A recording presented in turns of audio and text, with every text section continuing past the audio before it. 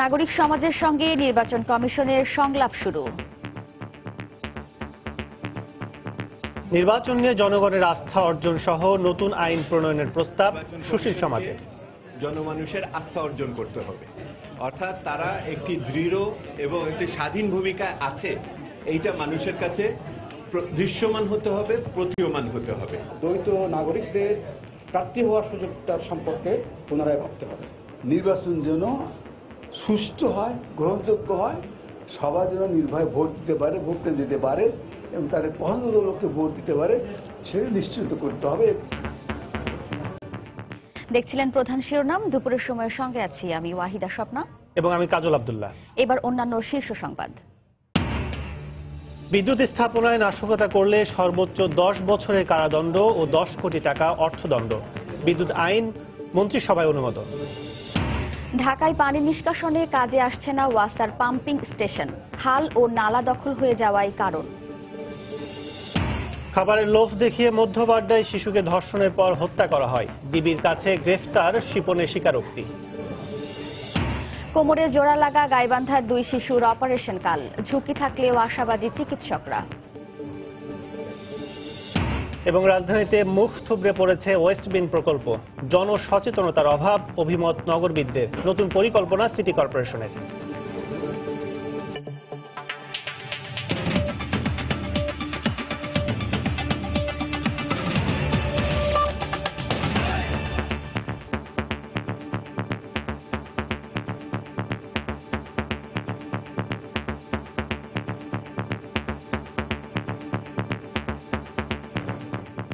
নির্বাচন নিয়ে জনগণের আস্থা অর্জন সহ নতুন আইন প্রণয়নের প্রস্তাব দিয়েছে নাগরিক সমাজের প্রতিনিধিরা।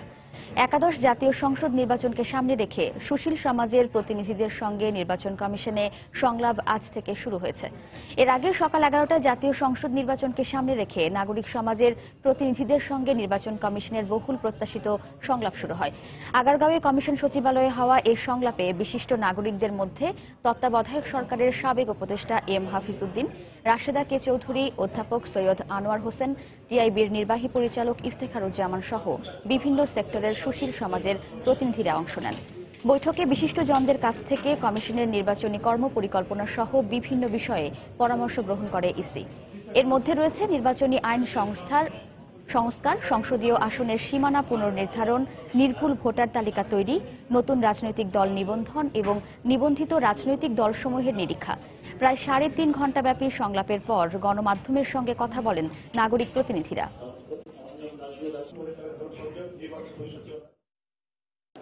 নির্বাচন যেন সুষ্ঠু হয়, গ্রহণযোগ্য হয়, সবাই যেন নির্ভয়ে ভোট দিতে পারে, ভোট দিতে পারে এবং তাদের পছন্দ লোককে ভোট দিতে পারে, সেটা নিশ্চিত করতে হবে। এবং এজন্য যে সমস্ত বর্তমান বিধান বলি যেগুলো আছে বা নির্বাচন গ্রহণের যে সমস্ত ক্ষমতা বলে আছে, সে প্রয়োজন বোধে সেগুলো বাড়াইতে হবে। টেকনিক্যাল আলোচনা দিয়ে সুষ্ঠু নির্বাচনের পরিবেশ আনা যাবে না।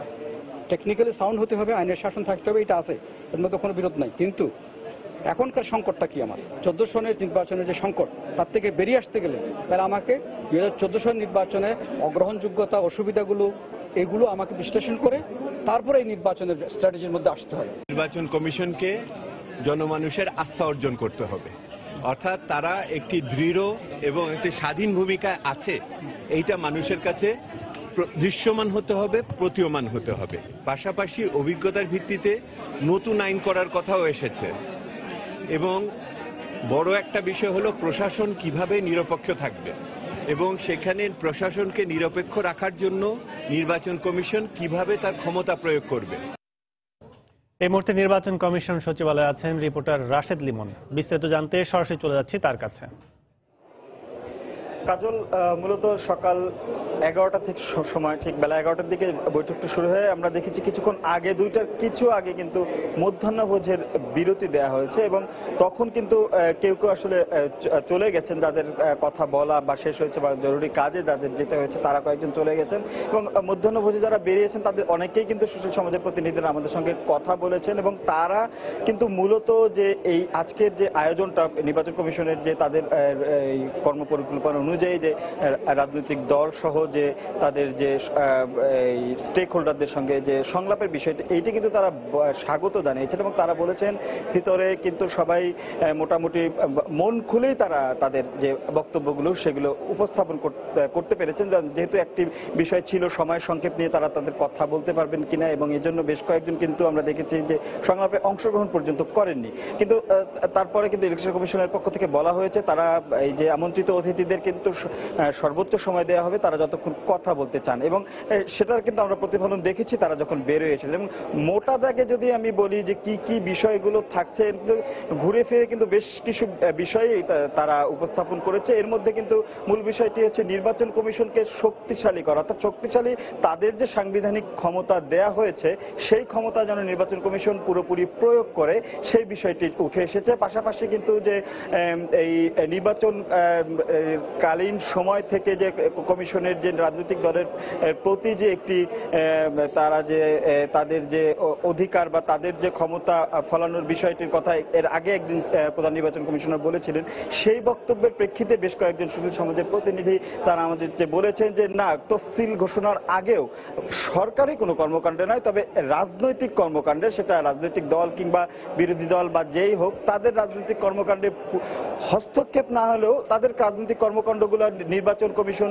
তাদের সাংবিধানিক ক্ষমতা বলেই কিন্তু মনিটরিং এর ক্ষমতা রাখে, এবং এই বিষয়গুলো তারা প্রধান নির্বাচন কমিশনার সহ এই পুরো কমিশনের এই সংলাপে আমলে আনতে বলেছেন। এবং আরো একটি বিষয় এনেছেন যে নির্বাচন, বিশেষ করে যেহেতু একাদশ সংসদ নির্বাচনকে ঘিরেই এই সংলাপ, সেক্ষেত্রে এই নির্বাচনে সেনা মোতায়েনের বিষয়টিও কিন্তু বেশ কয়েকজন ঘুরে ফিরে বেশ কয়েকজন সুশীল সমাজের প্রতিনিধি আমাদের জানিয়েছেন। তবে এর কিন্তু বিরোধিতাও করেছেন, এর মধ্যে আবার রয়েছেন যারা তারা সেনা মোতায়েনের বিপক্ষেও বলেছেন। পাশাপাশি ভোটার তালিকা হালনাগাদ, সীমানা পুনর্নির্ধারণ সহ আনুষঙ্গিক এই সমস্ত বিষয়গুলোকে আরো স্বচ্ছতা করে এবং স্বচ্ছতার ভিত্তিতে করতে বলেছেন, এবং সবকিছু মিলিয়ে সবার অংশগ্রহণে একটি সুষ্ঠু সুন্দর নির্বাচনের ক্ষেত্রে কমিশনকে তারা আরো বেশ কিছু পরামর্শ দিয়েছেন। এবং সবশেষে বেলা 4টা নাগাদ নির্বাচন কমিশন এই নিয়ে সংবাদ সম্মেলনে আমাদের আসলে পুরোপুরি বিষয়টি অবহিত করবেন। তো এই ছিল কাজল এখনকার মতো আমার কাছ থেকে সবশেষ। দর্শক, আগামী জাতীয় সংসদ নির্বাচনকে সামনে রেখে নির্বাচন কমিশন এবং সুশীল সমাজের মধ্যে আলোচনার বিষয়গুলো নির্বাচন কমিশন সচিবালয় থেকে জানাচ্ছিলেন সহকর্মী রাশেদ লিবন। চলে যাচ্ছে পরের সংবাদে।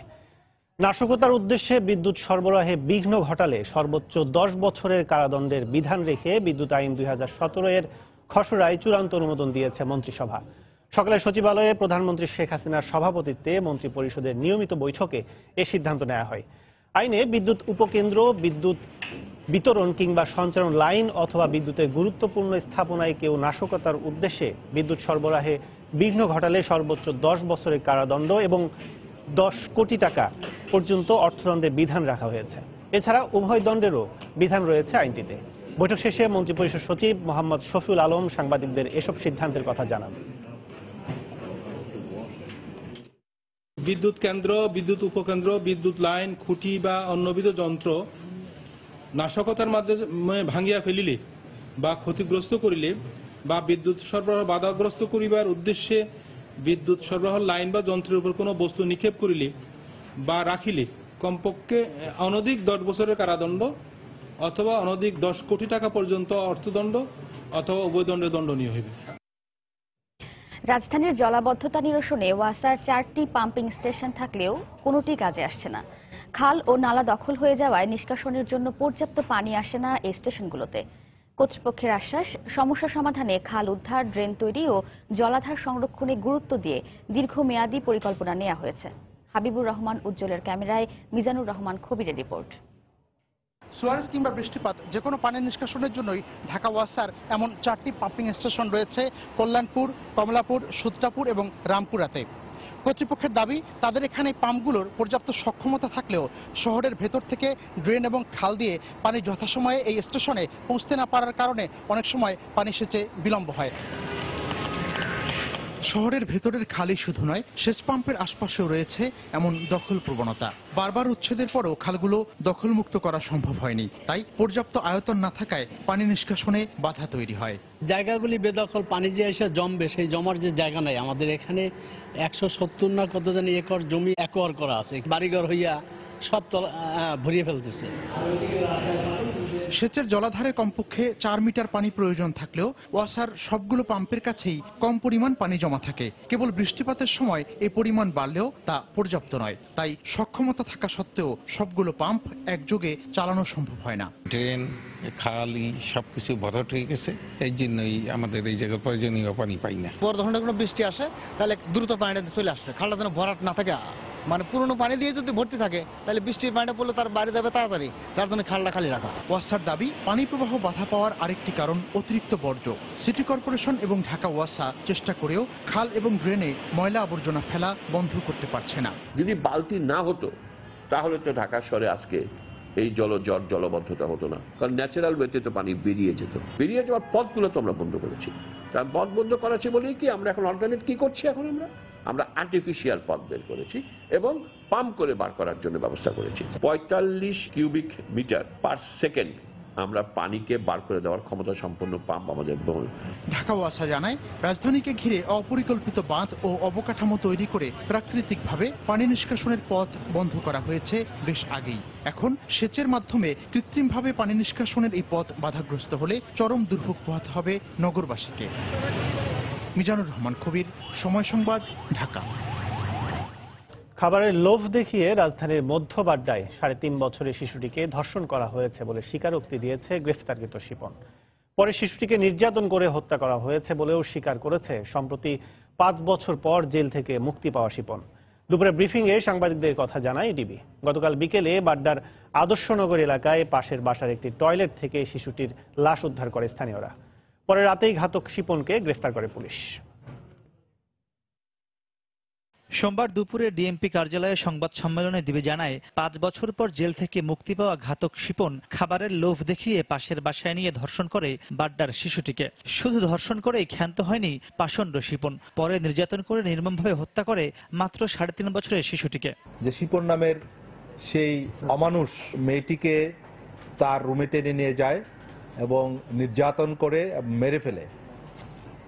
তাকে এই ঘটনা পুলিশের নজরে আসার সাথে সাথেই তাকে ধরার সর্বোচ্চ চেষ্টা চালায় এবং তাদের চেষ্টার ফলেই গত রাতেই আসামি ধরা পড়ে। টিমের বাসা ছিল ওই পারে, আর এই যে আসামির বাসা ছিল এই পারে। তো আসামির ঘরে সে তার মেয়েটাকে মেরে ওই বাথরুমের মধ্যে ফেলে দিয়েছে। সে প্রাথমিক জিজ্ঞাসাবাদে স্বীকার করেছে এই ঘটনা এবং তার স্ত্রী আছে।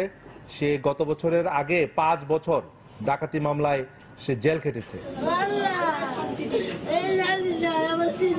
এর আগে রোববার রাতে শিশুটির স্বজন ও স্থানীয়রা জানান, বাড্ডার আদর্শ নগরীতে একটি রুমে ভাড়া থাকতো ওই শিশু ও তার বাবা মা। রোববার বিকেলে অন্য শিশুর সাথে এসে পাশের বাসায় খেলতে যায়। সেখানেই ঘটে ধর্ষণ ও হত্যার ঘটনা। যেই মহিলা উদ্ধার করছে উনি আমাকে যেটা বললো যে উনি ঘুম থেকে উঠে বাথরুমে যাওয়ার জন্য আসছে, এসে দেখলো গোসলখানায় একজন কাপড় কাচতেছে। তো ওই অবস্থায় উনি বাথরুমে যাওয়ার জন্য দরজা খুলেই লাশটা দেখে উপ্ত হয়ে পড়ে আছে। তখন উঠে কোলে নেওয়ার পরে তখনও জীবিত ছিল, চোখ মেলে তাকাইলো এবং ঘাটটা 2 বার লাড়া দিছে, লাড়া দিয়ে তারপরে চোখ বন্ধ করে ফেলছে। পাতাইলা কোলে নিয়ে তখন রাস্তা দিয়ে দৌড়ে আমি ওই জেনারেলের দিয়ে গেলাম, ওই ঝাঁকিতে আর এদিক দিয়ে ব্লাড বেরিয়েছে। ব্লাডে আমি এই থেকে আমার পাও পর্যন্ত ভিজা গেছে আমার লুঙ্গি শার্ট। এখন যেই বাড়িতে ঘটনাটা ঘটছে তারা যদি টের না পায়, আমরা এই বাড়ি থেকে কি টের পাবো এই ঘটনাটা? বাবা মারও অভিযোগ ছিল তাদের সন্তানকে ধর্ষণের পর গলা টিপে হত্যা করা হয়েছে। যদি পয়রা যাইতো, হাত পা ছিলে যাইতো বা ভাঙ্গে যাইতো পিছলা খাইয়া বা যাই হোক যে কোনো একটা অংশে সমস্যা থাকতো, কিন্তু খালি ওই জায়গা ছাড়া কোনো জায়গায় কোনো সমস্যা নেই। প্রস্রাবের রাস্তা দিয়ে ব্লাড যাইতেছিল, গলায় একটা চেন ছিল, চেনটা নাই। সুষ্ঠু একটা বিচারের দরকার, যে আমার মেয়ের এই কামটা করছে হেডে হইলো দৃষ্টান্তমূলক একটা শাস্তির ব্যবস্থা করতে হবে। পরে খবর পেয়ে সেখান থেকে হত্যার আলামত সংগ্রহ করেছে ক্রাইম সিন ইউনিট এবং অভিযান চালিয়ে রাতেই গ্রেফতার করে অভিযুক্ত শিপনকে। মাহমুদ রাকিব, সময় সংবাদ, ঢাকা। বগুড়ায় মা মেয়েকে মারধরের পর মাথা মুড়ানোর ঘটনায় গ্রেফতার পৌর কাউন্সিলর মার্জিয়া হাসান রুমকি সহ 5 জনকে আজ আদালতে তোলা হবে। তাদের 7 দিনের রিমান্ডে নেওয়ার আবেদন করেছে পুলিশ। দুপুরে রিমান্ড আবেদনের শুনানি হওয়ার কথা রয়েছে। এর আগে গতকাল সন্ধ্যায় পাবনা শহরের বাসস্ট্যান্ড এলাকায় অভিযান চালিয়ে পৌর কাউন্সিলর রুমকি ও তার মা রুমি বেগমকে গ্রেফতার করে গোয়েন্দা পুলিশ। এছাড়া সাভারের হেমায়তপুর এলাকা থেকে অভিযুক্ত তুফানের স্ত্রী আশা সহ আরও 3 জনকে গ্রেফতার করা হয়েছে। মেয়ে ও মাকে পিটিয়ে আহত করে এবং মাথা মুড়িয়ে দেওয়ার ঘটনায় 10 জনের বিরুদ্ধে মামলা দায়ের করা হয়। এখন পর্যন্ত প্রধান আসামি পৌর কাউন্সিলর রুমকি সহ 9 জনকে গ্রেফতার করেছে পুলিশ।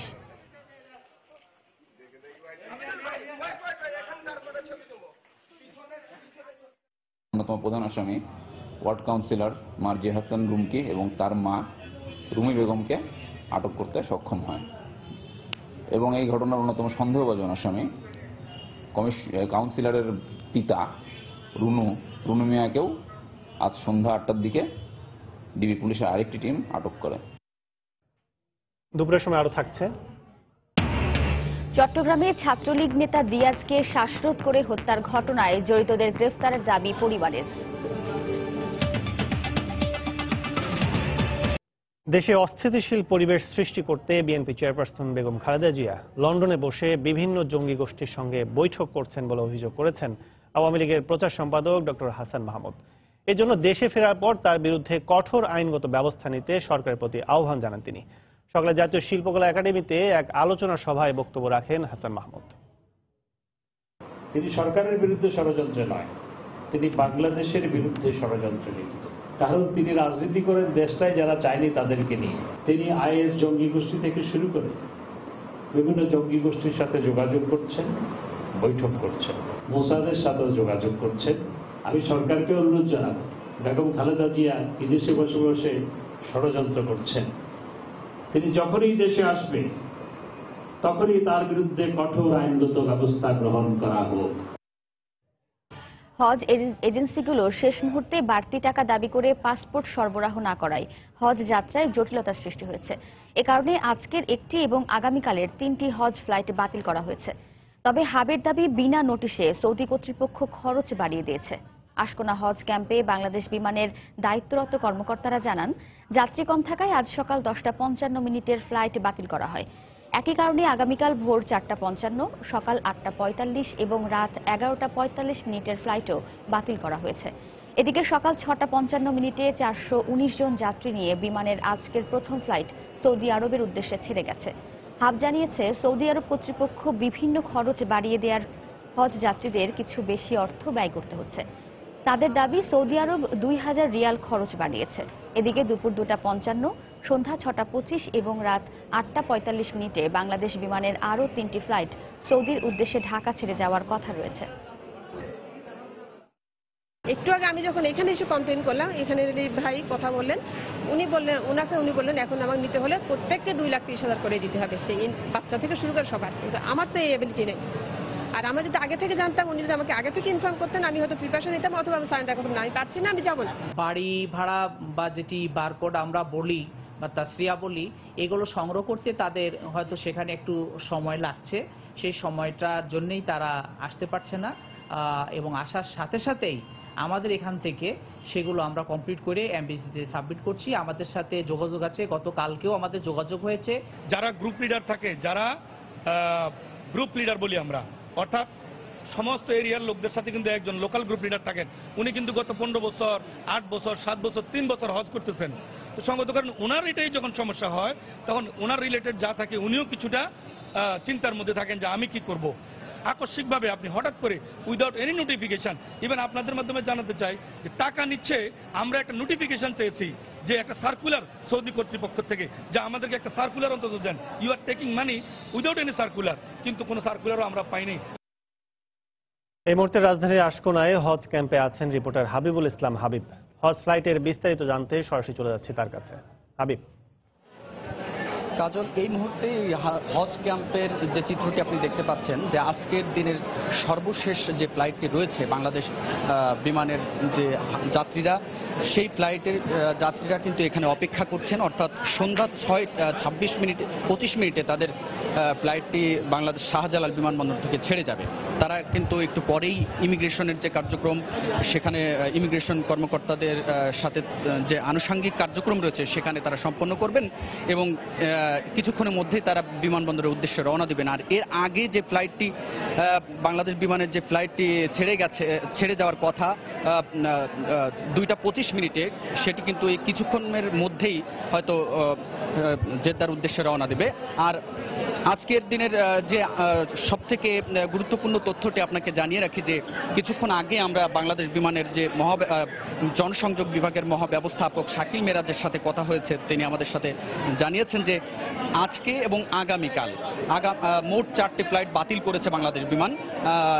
আগামীকাল ভোর 4:55 এবং 8:55 এবং রাত 11:55 এই 3টি ফ্লাইট বাতিল করা হয়েছে বলে জানিয়েছেন তিনি আমাদেরকে।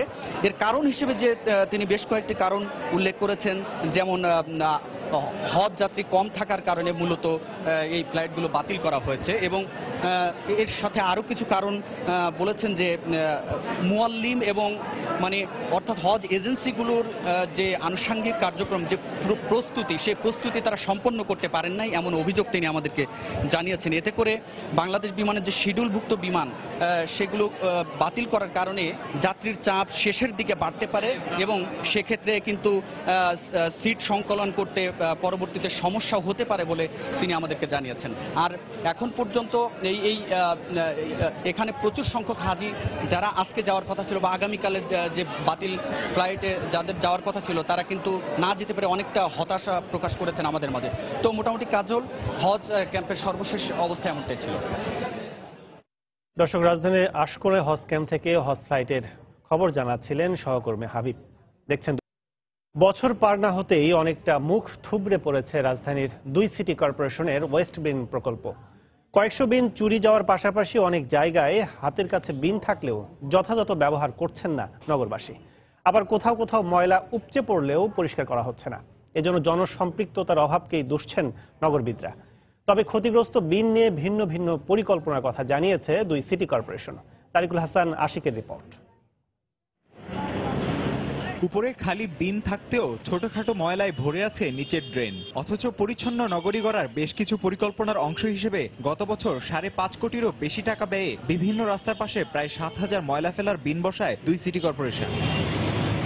রাজধানীর বিভিন্ন এলাকা ঘুরে দেখা যায় এসব বিনের কোনোটি হেলে পড়েছে, কোনোটি দুমড়ে মুচড়ে গেছে, এমনকি পুরো বিনই উধাও করে ফেলা হয়েছে অনেক জায়গায়। খুদ নগর ভবনের বাইরের একটি বিন চলে গেছে হকারদের দখলে। বিন থাকলেও তার ব্যবহার নেই অনেক জায়গায়। এখানে আশেপাশে লোক ছাড়া তো আর অন্য কেউ ফালবে না, হয়তো বা মার্কেটের কেউ হয়তো বা ফালছে, আবার কেউ বক্সে ফালায়, কেউ বাইরে ফালায়। সুইপাররা আসলে যথাসময়ে পরিষ্কার করে না এবং অনেক ডাস্টবিন চুরি হয়ে গেছে যেগুলো এই হকাররা নিয়ে বিক্রি করে খায় ফেলাইছে। সঠিক রক্ষণাবেক্ষণ হচ্ছে না। কইতে কইতে তো থেতা হয়ে গেছি, শুনে না তো। যার যার নিজেরটা হালায়, কেউ ডাস্টবিন হালাইতেছে, কেউ ওই জায়গা ফালাইতেছে।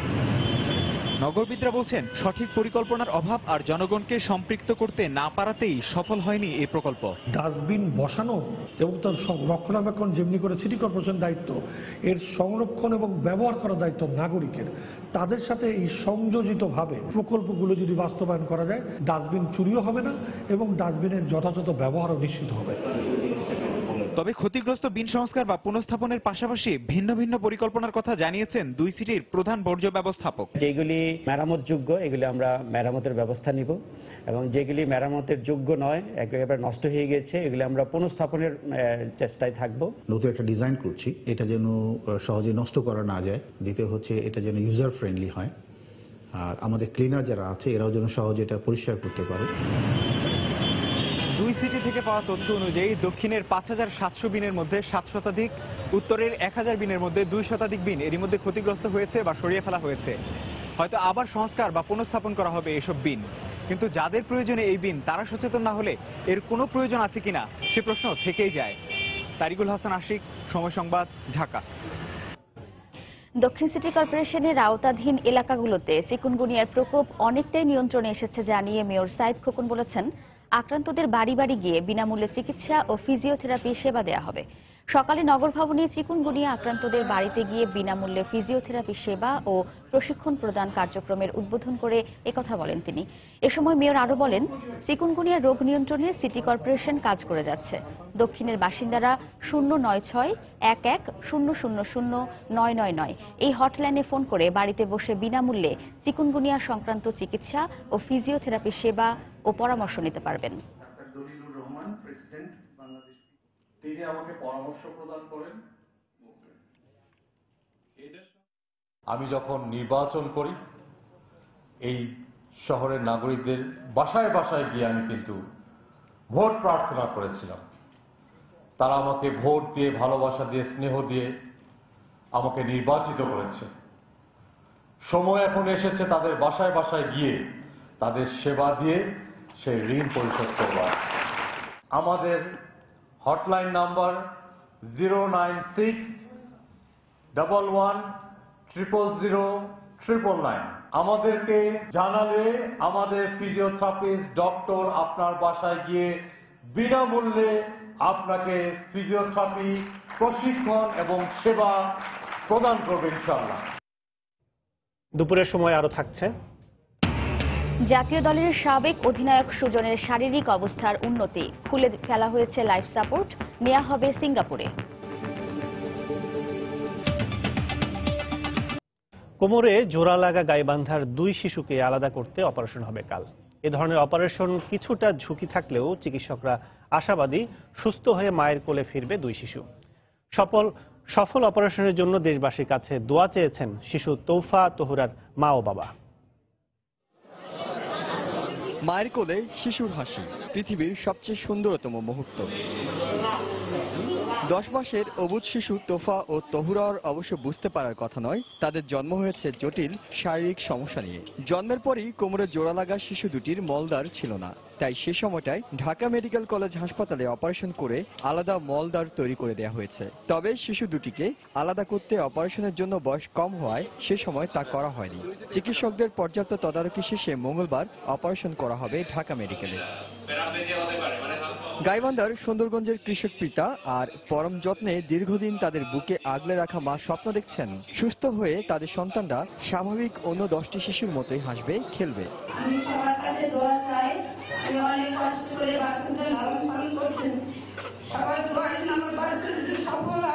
চিকিৎসকরা বলছেন এর আগে জোড়া দেয়া শিশু আলাদা করা হলেও কোমরে জোড়া দেয়া শিশুর অপারেশন দেশে এটি প্রথম, তাই ঝুঁকির বিষয়টি রয়েছে। তারপরও সাফল্যের ব্যাপারে আশাবাদী চিকিৎসকরা। বিভিন্ন ধরনের জোড়া শিশুর অপারেশন হয়েছে, কিন্তু এই আমার জানা মতে এটাই প্রথম যেটা আমরা কোমরে জোড়া লাগানো শিশুটা আমরা পৃথক করবো। নিজেরও ভয় পাচ্ছি যে কতটুকু করতে পারবো। আশা করি আমরা যেসব প্যারামিটার এই পর্যন্ত পাওয়া গেল, এমআরআই, সিটি স্ক্যান বা সবকিছু মিলে মনে হচ্ছে আমরা আশাবাদী যে একটা ভালো কিছু হতে পারে। আমরা নিজেদের মধ্যে আলাপ আলোচনা করে আমরা সিদ্ধান্ত নিয়েছি যে আগামী মাসের 1 তারিখ, দ্যাট মিনস আগামীকাল এই অপারেশনটা হবে। মঙ্গলবার সকাল 8টায় শুরু হয়ে প্রায় 6 থেকে 7 ঘন্টা দীর্ঘ এই অপারেশন চলাকালীন দেশবাসীর প্রার্থনার অনেকটুকু জুড়ে হয়তো থাকবে এই 2 শিশু। তবে এটি সফল হলেও পুরোপুরি সুস্থ হতে তোফা ও তহুরার আরও বেশ কয়েকটি অপারেশনের প্রয়োজন হতে পারে।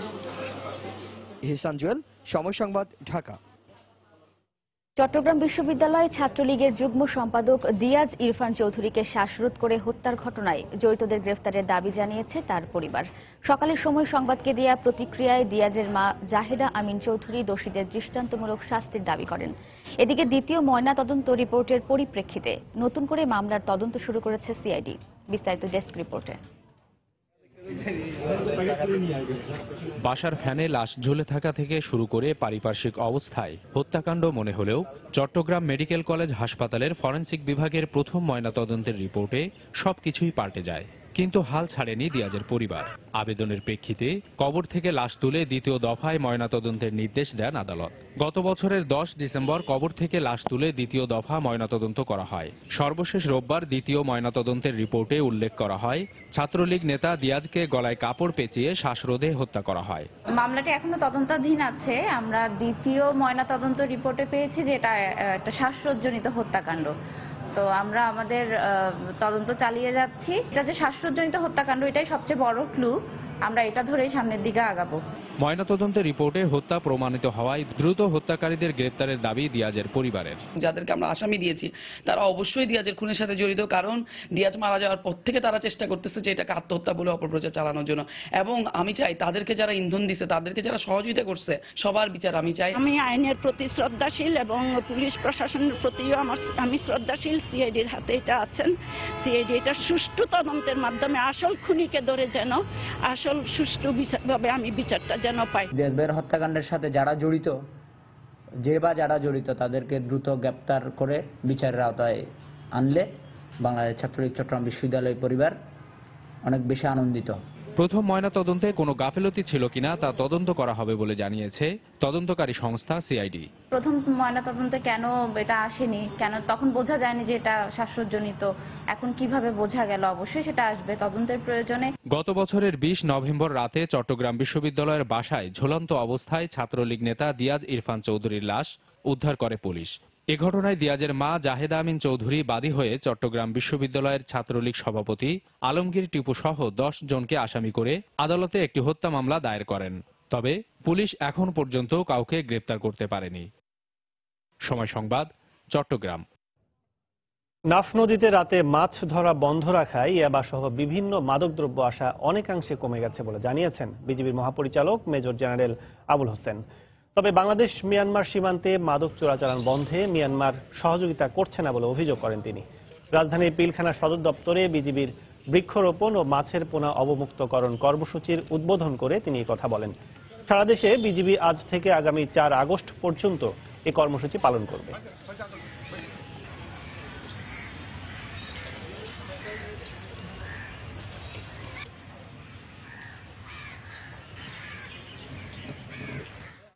রাত্রে একটা পোর্শন, মানে 24 ঘন্টা 12 ঘন্টা তো চোরাচালানি হলো না, আর দিনের বেলা অবশ্যই হয়তো হবে।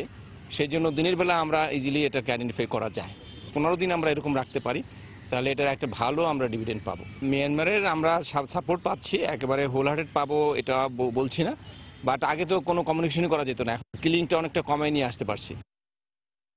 মৌসুমের শুরুতে জলদস্যু আতঙ্কে নির্বিঘ্নে ইলিশ শিকারে যেতে পারছেন না ভোলার মনপুরার জেলেরা। গত 2 মাসে হামলা লুটপাটের শিকার হয়েছে অর্ধশতাধিক জেলের ট্রলার। হাতিয়া ভিত্তিক জলদস্যুরা অপহরণ করে নিয়ে গেছে 23 জেলেকে। এদিকে অধিক ইলিশ শিকারের আশায় রক্ষা কবচ হিসেবে দস্যুদের কাছ থেকে গোপনে টোকেন নিচ্ছেন অনেক জেলে। নাসিরউদ্দিন লিটনের তথ্য ও উৎপল দেবনাথের ছবি নিয়ে ডেস্ক রিপোর্ট। সারা বছর অপেক্ষার পর আষাঢ়ের বৃষ্টির সাথে সাথে ইলিশ ধরতে নদীতে ছোটেন মেঘনা পাড়ের জেলেরা, কিন্তু মনপুরার মেঘনায় ইলিশ শিকারে বাধা হয়ে দাঁড়িয়েছে হাতিয়ার জলদস্যু খোকন, বাচ্চু ও সালাউদ্দিন বাহিনী।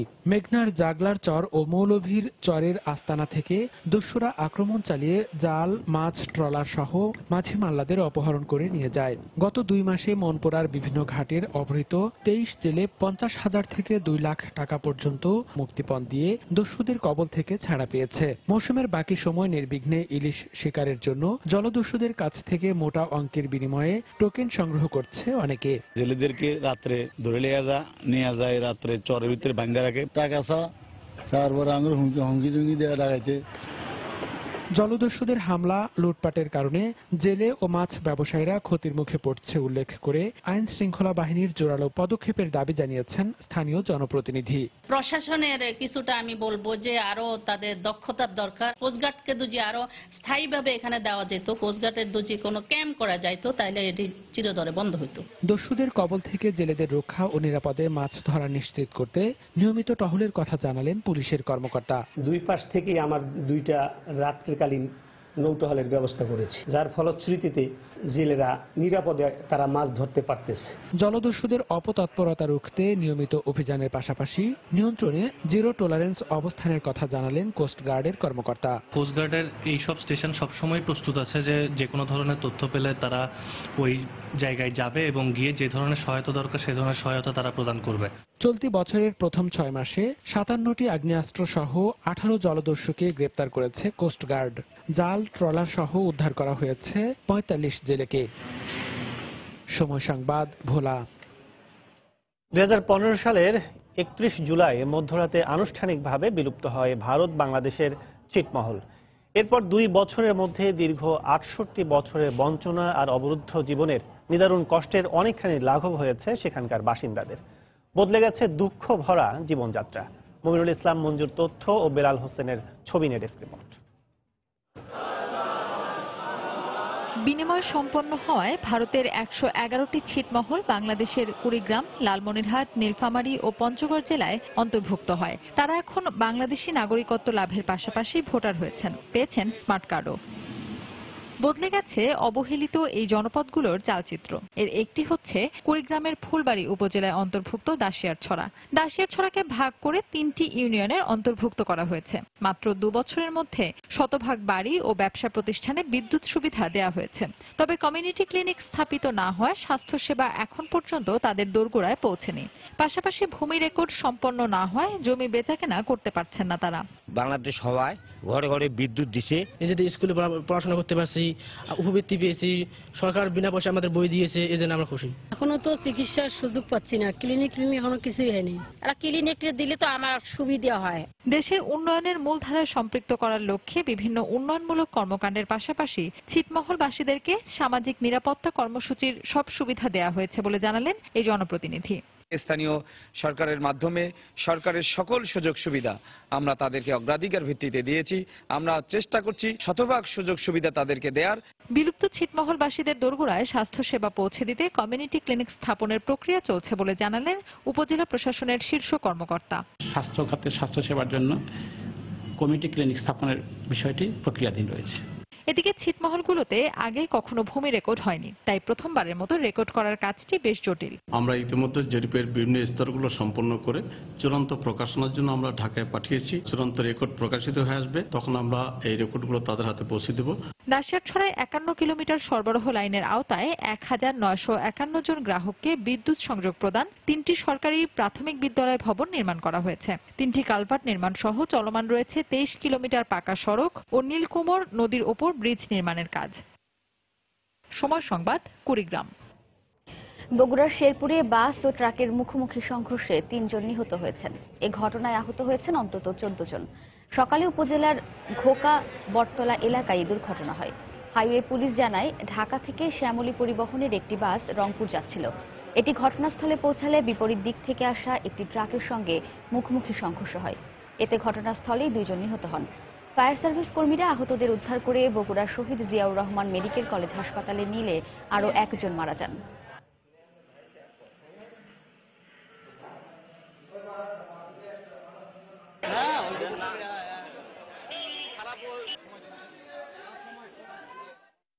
গাড়িটা ওভারটেক করে প্রত্যেকটা গাড়ি ওভারটেক করে এই লাস্টের গাড়িটা ওভারটেক করে বেড়া ইয়া ওই বাড়িটা দিছি।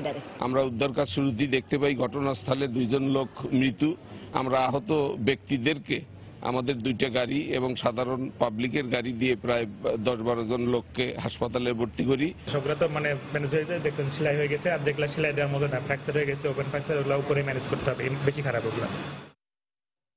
সংযুক্ত আরব আমিরাতে জরুরি ভিত্তিতে মেশিন রিডেবল পাসপোর্ট পাওয়ার কোনো সুযোগ না থাকায় চরম ভোগান্তি আর নানা বিড়ম্বনার শিকার হচ্ছেন প্রবাসী বাংলাদেশিরা। পাসপোর্ট ও ভিসা নবায়নের ক্ষেত্রেও প্রায় একই ধরনের ভোগান্তির শিকার হতে হচ্ছে তাদের। গুনতে হচ্ছে মোটা অঙ্কের জরিমানাও। সংযুক্ত আরব আমিরাত প্রতিনিধি মোহাম্মদ মইনুল ইসলামের পাঠানো তথ্য ও ছবি নিয়ে ডেস্ক রিপোর্ট।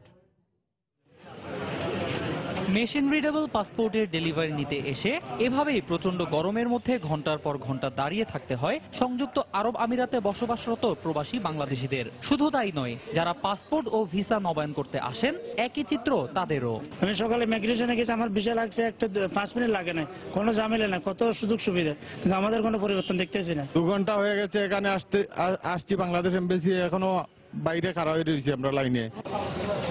আমিরাতে বসবাসরত প্রবাসী বাংলাদেশিদের প্রায় 90%-এরই পাসপোর্ট জমা থাকে নিয়োগকর্তা অথবা তাদের প্রতিনিধিদের কাছে। এ অবস্থায় অনেক সময় পাসপোর্টের মেয়াদ উত্তীর্ণ হয়ে গেলেও তা জানতেই পারেন না সংশ্লিষ্ট প্রবাসীরা। ফলে সময় মতো তা নবায়ন করা সম্ভব হয় না, এমন অভিযোগ বেশিরভাগ প্রবাসীর। আবার পাসপোর্টের মেয়াদ অন্তত 6 মাস না থাকলে ভিসা পাওয়া যায় না। এই ভোগান্তির নিরসনে যত দ্রুত সম্ভব আবুধাবির বাংলাদেশ দূতাবাসে একটি এমআরপি প্রিন্টার স্থাপনের আহ্বান জানান প্রবাসীরা। বাংলাদেশ দূতাবাসে একটি পাসপোর্ট প্রিন্টার মেশিন যদি সরবরাহ করা হয় তাহলে আমাদের সমগ্র প্রবাসীদের এই দুঃখ এবং সময় থেকে আমরা অপচয় থেকে আমরা বাঁচব।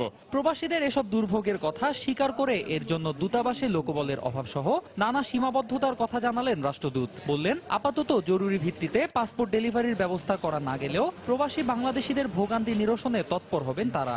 আমাদের এই দূতাবাসে স্থান স্বল্পতা আছে, তবে স্থান সংকুলনের জন্য আমরা আরো বৃহত্তর পরিসরে দূতাবাসের পাশে একটি ভিলা নেওয়ার জন্য আমরা সরকারের কাছে অনুরোধ জানিয়েছি। এক সপ্তাহের মধ্যে পাসপোর্ট দেওয়ার কোনো পদ্ধতি আমাদের কাছে নাই, তবে আমরা চেষ্টা করি জরুরি ভিত্তিতে যদি কোনো কাজ থাকে সেটাকে অন্য কোনো বিকল্প পদ্ধতিতে সাহায্য করার। অন্যান্য দেশে পাসপোর্টের মেয়াদ 10 বছর হলেও বাংলাদেশে তা 5 বছর। এ কারণেও প্রবাসী কর্মজীবীদের ভোগান্তি বাড়ে উল্লেখ করে পাসপোর্টের মেয়াদ বৃদ্ধির আহ্বান জানান প্রবাসী বাংলাদেশিরা।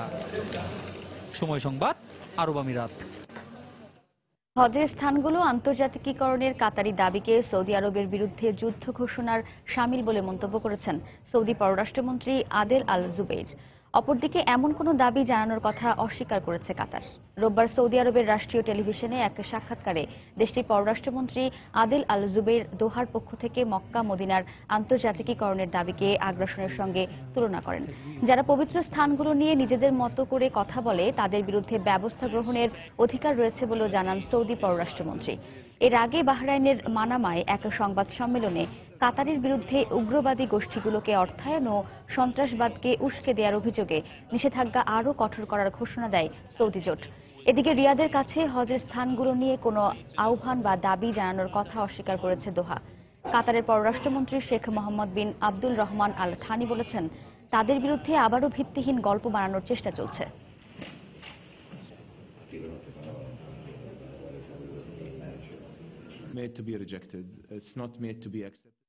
দুর্নীতির অভিযোগে তদন্তের মুখোমুখি হতে যাচ্ছেন পাকিস্তানের অন্তর্বর্তী প্রধানমন্ত্রী হিসেবে মনোনয়ন পাওয়া শহীদ খাকান আব্বাসি। ক্ষমতাসীন দল PMLN এর অন্তর্বর্তী প্রধানমন্ত্রী হিসেবে তার নাম ঘোষণার পর বিরোধী দলীয় নেতা ইমরান খান তার বিরুদ্ধে দুর্নীতির অভিযোগ তোলেন।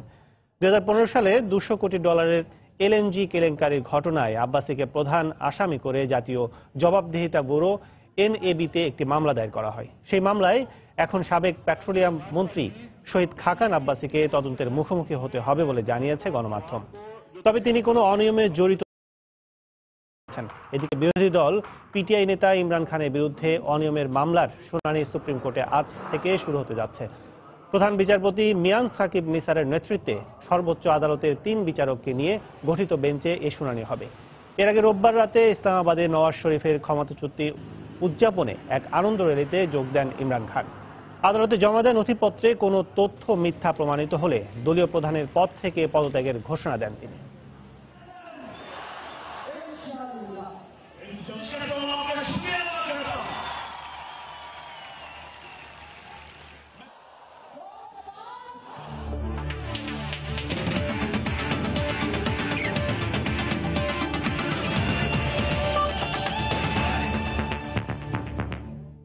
ব্রেন স্ট্রোক করে রাজধানীর একটি হাসপাতালে ভর্তি হয়েছেন জাতীয় ক্রিকেট দলের সাবেক অধিনায়ক ও বিসিবি পরিচালক খালিদ মাহমুদ সুজন। আজ সকালে শারীরিক অবস্থার উন্নতি হয়েছে তার, ফলে তার লাইফ সাপোর্ট খুলে ফেলা হয়েছে। উন্নত চিকিৎসার জন্য তাকে সিঙ্গাপুর নেওয়া হচ্ছে বলে নিশ্চিত করেছে বিসিবি। শনিবার রাতে অসুস্থ হলে তাকে রাজধানীর কুর্মিটোলা হাসপাতালে নেওয়া হয়। এরপর অবস্থার উন্নতি না হওয়ায় সেখান থেকে ইউনাইটেড হাসপাতালের আইসিইউতে ভর্তি করা হয় সুজনকে। পরবর্তীতে আজ সকালে শারীরিক অবস্থার উন্নতি হওয়ায় তার লাইফ সাপোর্ট খুলে নেওয়া হয়। অসুস্থতার কারণে গতকালের বোর্ড সভাতে উপস্থিত ছিলেন না বর্তমানে বিসিবির গেম ডেভেলপমেন্ট কমিটির চেয়ারম্যানের দায়িত্বে থাকা সুজন। তিনি দীর্ঘদিন ধরে উচ্চ রক্তচাপে ভুগছিলেন বলে জানা গেছে। সুজনের সঙ্গে তার বড় ভাই ছাড়াও বিসিবি চিকিৎসক দেবাশিস চৌধুরীর সিঙ্গাপুরে যাওয়ার কথা রয়েছে।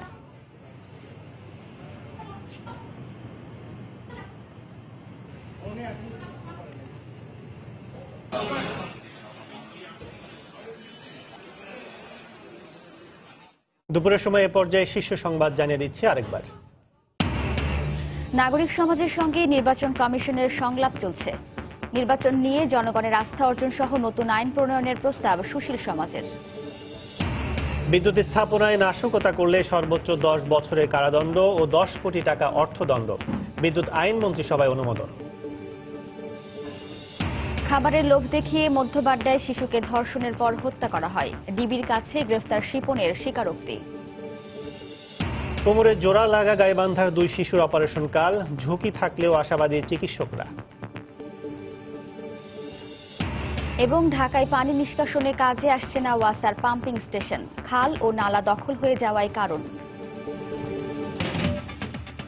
এই ছিল দুপুরের সময়। যে কোনো খবর পেতে ভিজিট করুন সময়নিউজ.tv আর সঙ্গে থাকুন সময়।